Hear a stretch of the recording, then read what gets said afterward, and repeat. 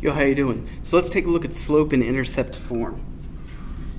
So on the page I sent you, you've got a slope intercept form and a box here. So here is the slope intercept form.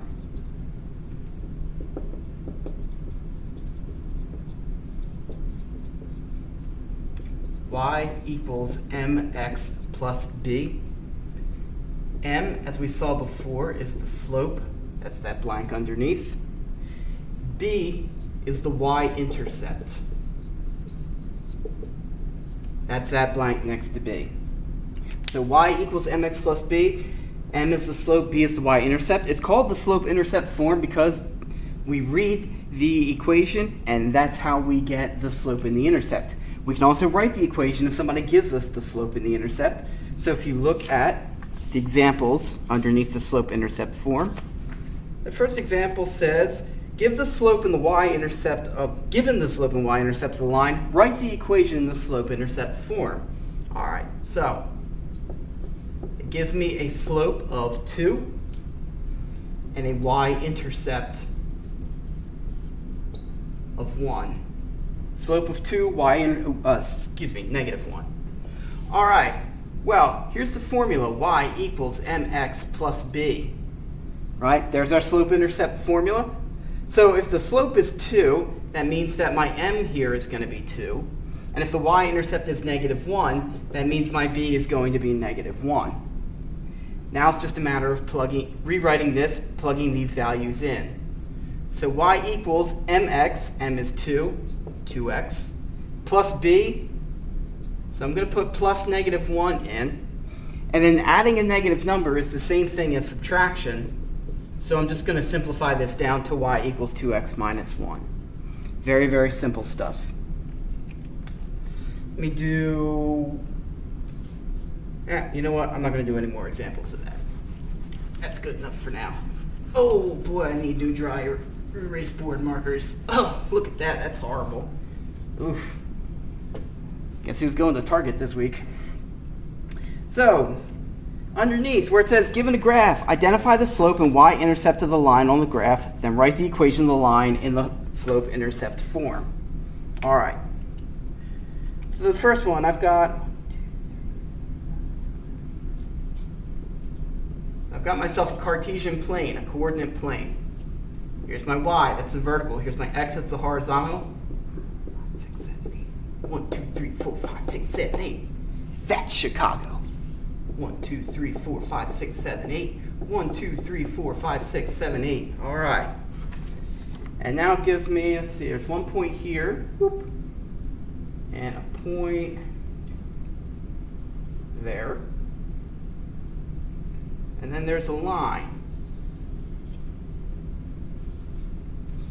Now, because there are arrows on either end, that means that this thing goes up forever, and goes right forever, and goes down forever, and goes left forever. So remember, the domain is all real numbers, and the range is all real numbers. Just a little review, right? So, I need to ID the slope and the y-intercept.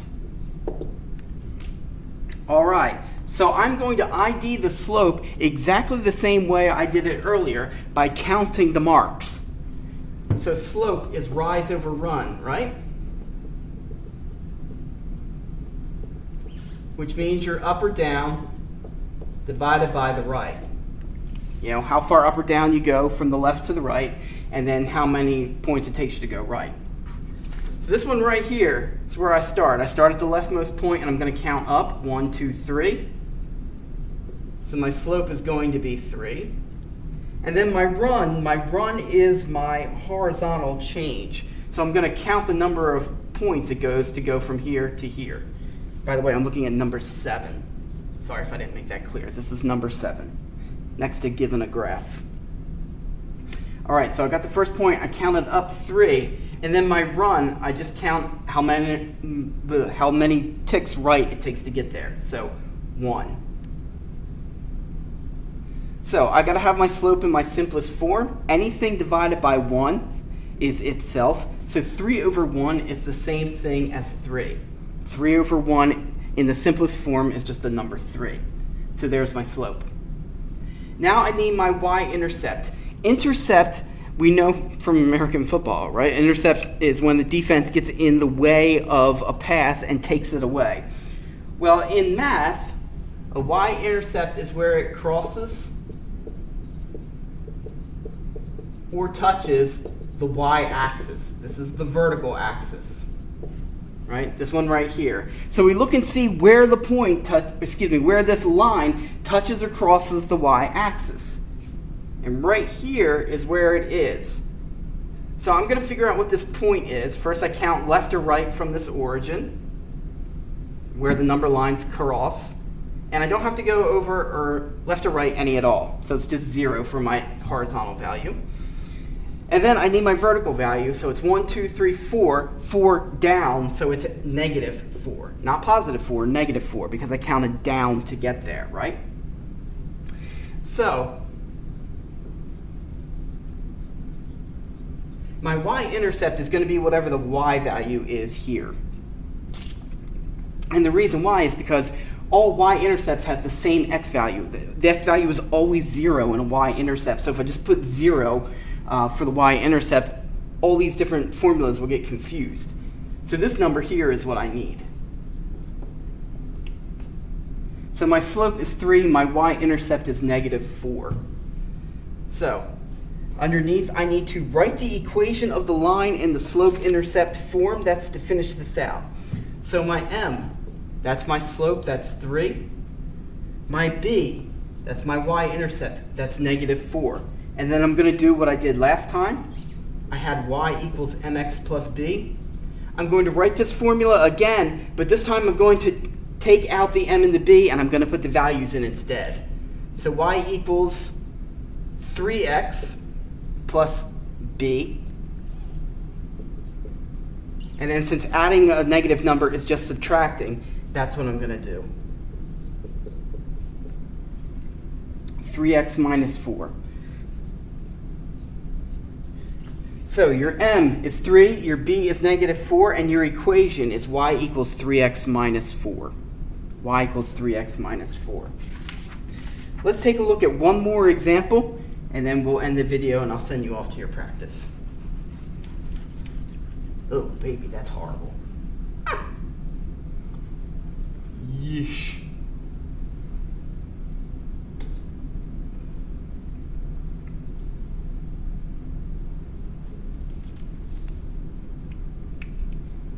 Alright, so this is 1, 2, 3, 4, 5, 7.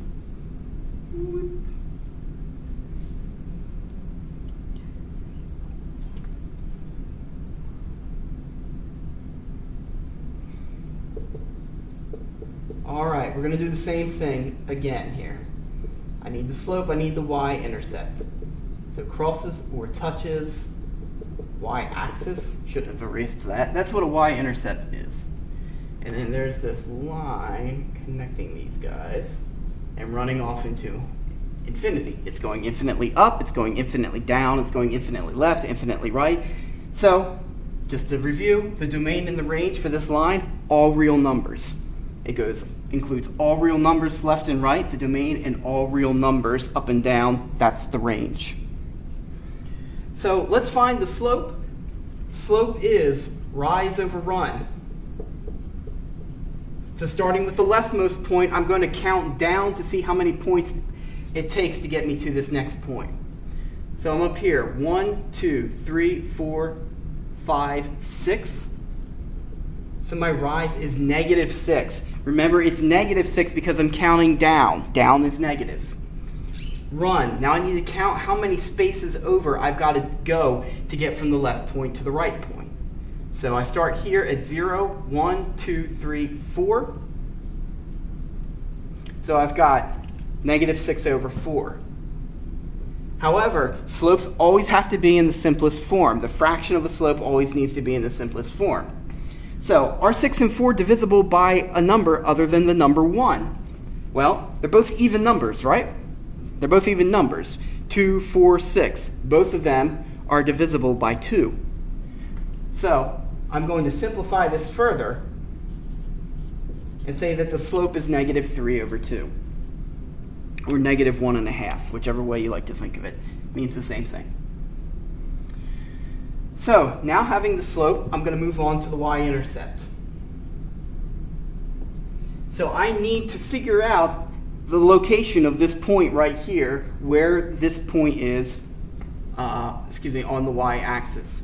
So I'm just going to, the y-intercept is always has an x value of 0, right? That's the definition of a y-intercept.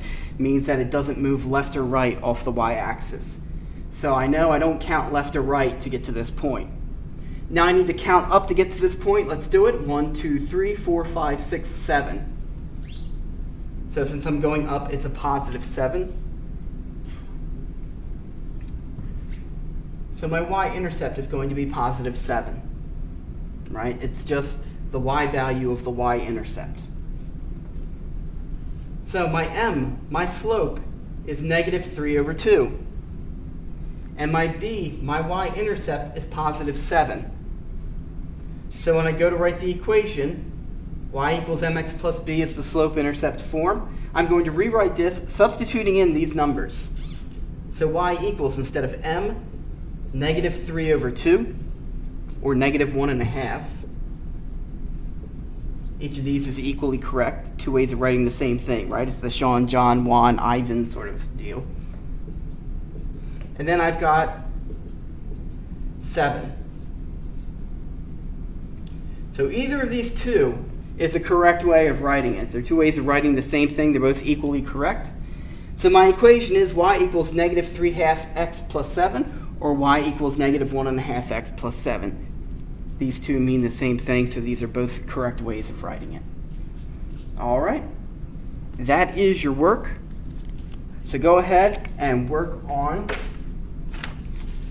these examples here underneath the slope-intercept, and work on these on the back. Work on getting the equations of the lines here. You can use this margin out here to calculate your slopes and your y-intercepts. All right. There you go. Good luck.